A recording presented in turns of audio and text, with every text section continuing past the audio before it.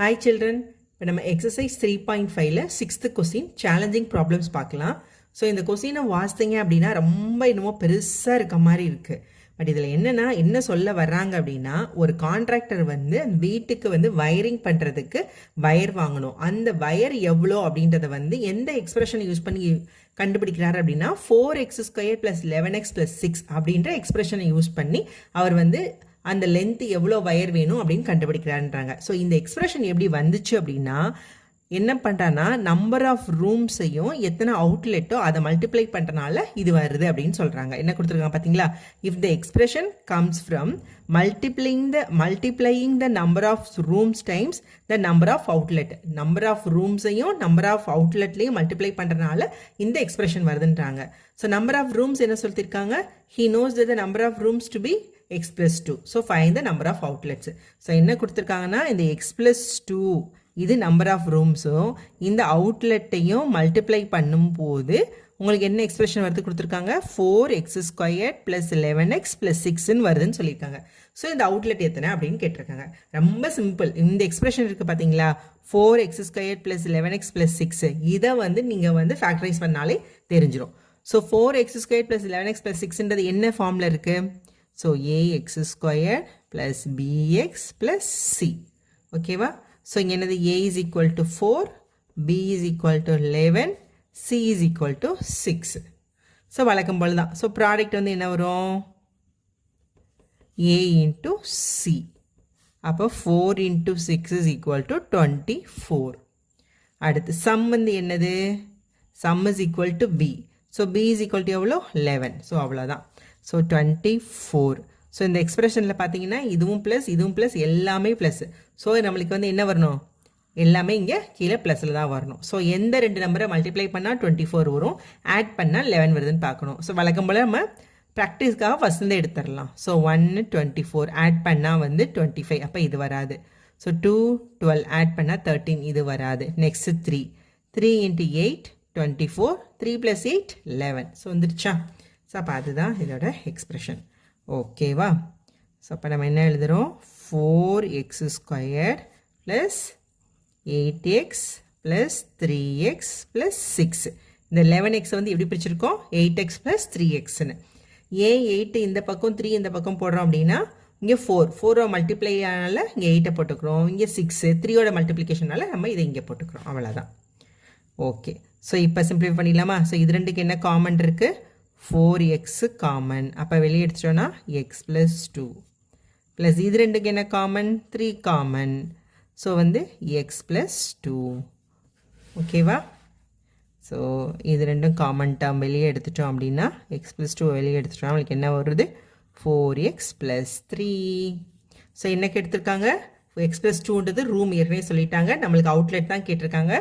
So outlet வந்து என்னது? Number of outlets வந்து 4x + 3. ஸோ இதை தான் நம்மக்கிட்ட ஆன்சர் கேட்டிருக்காங்க. ஸோ இதுதான் இதோட answer. Next 7th one. A mason uses the expression x² 6x + 8 to represent the area of the floor. அப்போ ரூமோட ஏரியா வந்து எப்படி சொல்கிறாங்கன்னா x² + 6x + 8 அப்படின்ற எக்ஸ்பிரஷனை யூஸ் பண்ணி சொல்கிறாங்க. The length of the room will be represented by x + 4. So அப்போ அதோட லென்த்து வந்து x + 4. Then what will be the with என்னன்னு கேட்டிருக்காங்க. ஸோ நம்ம வந்து ஏரியா என்ன கொடுத்துருக்காங்க? x² + 6x + 8ன்னு கொடுத்துருக்காங்க. ஸோ ஏரியானா என்ன? Length into with.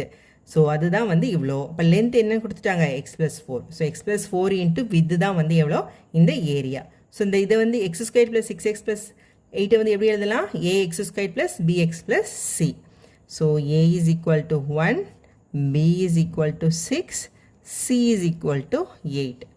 So அப்போ ப்ராடக்ட் நம்மளுக்கு என்ன வரும்? So product is equal to 8. Sum வந்து எவ்வளோ? 6. b சம் வந்து 6. அப்போ 8 அப்படின்னா ரெண்டு நம்பரை மல்டிப்ளை பண்ணால் 8 வரணும், சம் பண்ணால் நம்மளுக்கு 6 வரணும். ஸோ எல்லாமே ப்ளஸ், இங்கே எல்லாமே ப்ளஸ்ன்றனால ரெண்டுமே வந்து ப்ளஸில் தான் வரப்போகுது. இப்போ 1 × 8 சம் பண்ணால் 9. ஸோ இது வராது. ஸோ 2 × 4 8, சம் பண்ணால் 6. ஸோ இது வந்துடும். அப்போ இது தான். அப்போ எப்படி வரும்? x² + 6x தான் எப்படி எழுதுகிறோம்? 2x + 4x. So 2x plus 4x plus 8. So இது ரெண்டுக்கும் காமன் என்ன வரும் எக்ஸ். எக்ஸை வெளியே எடுத்துட்டோன்னா எக்ஸ் ப்ளஸ் 2 ப்ளஸ் இது ரெண்டுக்கும் காமன் 4. 4 வெளியே எடுத்துட்டோன்னா எக்ஸ் ப்ளஸ் 2. ஸோ இதில் காமன் டேர்ம் என்னது எக்ஸ் ப்ளஸ் 2 வந்து காமன். ஸோ இது ரெண்டையும் நம்ம வெளியே எடுத்துட்டோம் அப்படின்னா ஸோ எக்ஸ் ப்ளஸ் 2 காமனை வெளியே எடுத்துட்டோம் அப்படின்னா எக்ஸ் ப்ளஸ் 4. ஸோ நம்மகிட்ட கொஸ்டின் என்ன கேட்டிருக்காங்க வித் ஆஃப் த ரூம் தான் கேட்டிருக்காங்க. இந்த எக்ஸ் ப்ளஸ் 4 வந்து ஆல்ரெடி இது வந்து லென்த்து. அப்போ இதுதான் வந்து என்னது width. So width is equal to x plus 2. So இதுதான் இதோட answer. Next 8th one find the missing term. So என்ன கொடுத்துருக்காங்க ஒய் ஸ்கொயர் ப்ளஸ் ஸோ இது கொடுக்கல plus 56 equal to y plus 7 into y plus என்னன்னு தெரியல. அப்போ இந்த மிஸ்ஸிங் டேர்ம் தான் நம்மகிட்ட கேட்டிருக்காங்க. ஓகேவா? இப்போ பார்த்தீங்கன்னா இது எப்படி எழுதலாம் நம்ம a x square plus b x plus c. ஓகேவா? அப்போ இதில் ஏ வந்து எவ்வளோ 1, பி தான் நம்மளுக்கு வந்து தெரியாது, பி நம்மளுக்கு தெரியாது, சி வந்து எவ்வளோனா 56. ஸோ ப்ராடக்ட் என்ன கொடுத்துருக்காங்க நம்மளுக்கு ப்ராடக்ட் என்ன வரும் ஏ இன்ட்டு சி. அப்போ 1 இன்ட்டு 56 56 தான். அப்போ ரெண்டு நம்பரை மல்டிப்ளை பண்ணால் 56 வரணும். ஆட் பண்ணால் நம்மளுக்கு என்னன்னு தெரியல. ஓகேவா? ஆனால் இங்கே பார்த்தீங்களா இங்கே என்ன கொடுத்துருக்காங்க ஒய் ப்ளஸ் 7 இன்ட்டு இன்னொன்று ஃபேக்டர் என்னன்னு தெரியல நம்மளுக்கு. அப்போ ஒரு ஃபேக்டர் 7ன்னு தெரிஞ்சிருச்சு. அப்போ கண்டிப்பாக ஒரு ஃபேக்டர் 7. அப்போ 7 இன்ட்டு 8 தான் வந்து எவ்வளோ நம்மளுக்கு 56. ஸோ அப்போ இன்னொரு ஃபேக்டர் என்ன வரணும் 8ஆக தான் வரணும். ஸோ அப்போ இது y plus 7 into y plus 8. So இந்த மிஸ்ஸிங் டேர்ம் தான் நம்மகிட்ட கேட்டிருக்காங்க. ஓகேவா? So answer is y plus 8. So இது 8. அப்போ இது வேணும்னா என்னது அவ்வளோதான். என்னது ரெண்டையும் ஆட் பண்ணிட்டா வந்துடும். சம் தானே. சம் என்ன வரும் 7 + 8 வந்து 15. ஸோ நம்மகிட்ட அது கேட்கல, இது மட்டும் தான் கேட்டிருக்காங்க. நெக்ஸ்ட் 9th ஒன் ஃபேக்டரைஸ் பண்ண சொல்லியிருக்காங்க. எதை 16 p⁴ - 1 ஃபேக்டரைஸ் பண்ண சொல்லியிருக்காங்க. பண்ணலாமா? 16 வந்து எப்படி எழுதலாம் 4 ஸ்கொயர் எழுதலாமா? 4 ஸ்கொயர் p⁴ - 1. ஓகேவா? இப்போ இதை மறுபடியும் இன்டர்ன் என்ன எழுதலாம் 4p² the whole squared minus 1 squared அப்படின்னு எழுதலாமா?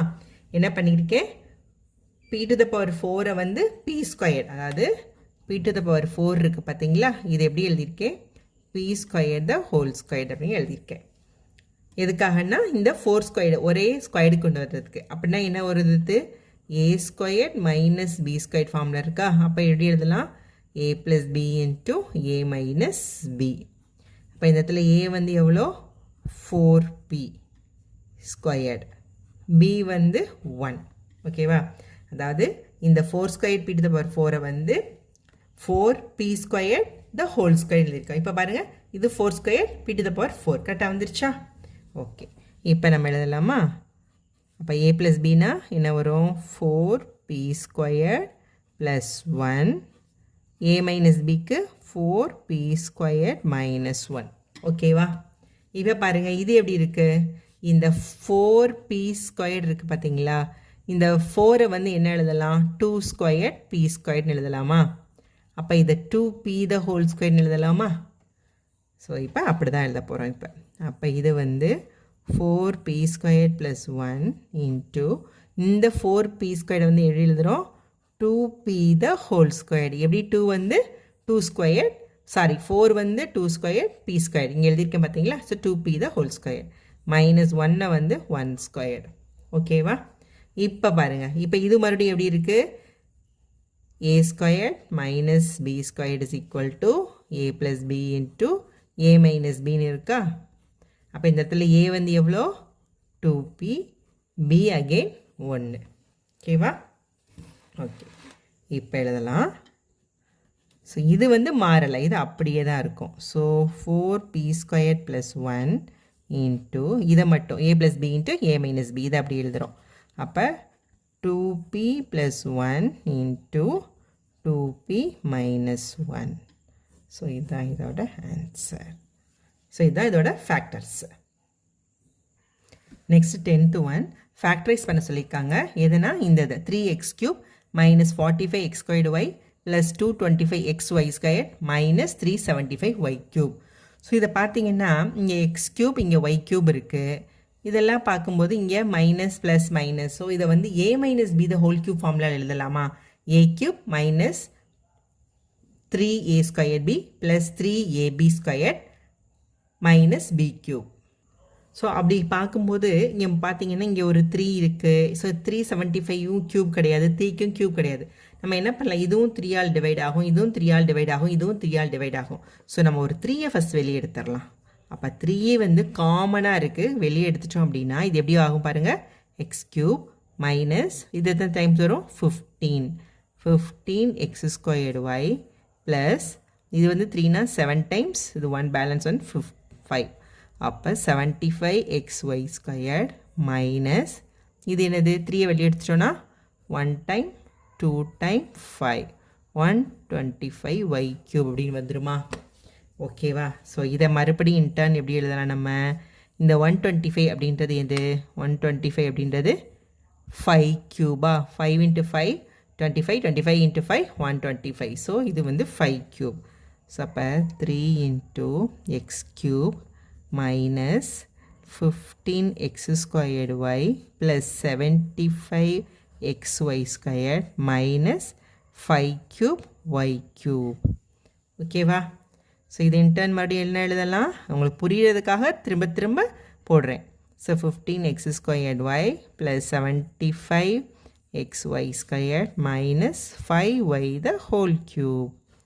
இப்போ வந்துருச்சா a cube minus b cube ஃபார்முலாக்கு, a cube minus 3a square b plus 3ab square minus b cube. So 3 × இதை x minus 5y the whole cube. So இந்த இடத்துல a வந்து x, b வந்து 5y. ஓகேவா? இப்போ இங்கே போட்டிங்கனாலும் வரும் பாருங்கள், இது பாருங்கள் மைனஸ் 3a ஸ்கொயர் பியா மைனஸ் 3 × a வந்து எவ்வளோ, x ஸ்கொயர், b வந்து 5y. So 3 × 5 15x squared y. கரெக்டாக வந்துருச்சா? ஸோ இதுதான் இதோட ஆன்சர்.